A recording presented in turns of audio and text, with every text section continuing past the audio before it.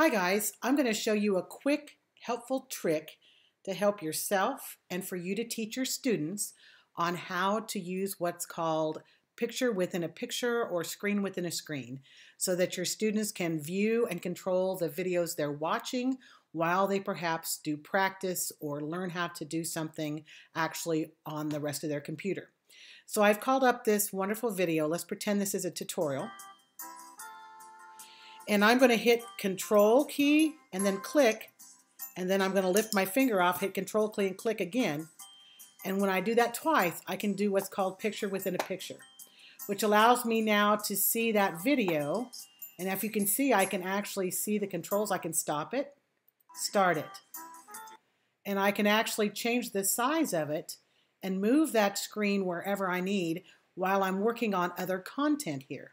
This is a feature that I know works for sure in Chrome, Google Chrome, and also in Safari. Honestly, I'm sure there's probably a feature like this in Firefox. I just haven't tried that out. But this is a helpful clue or a tip as you journey through online and virtual education and learning.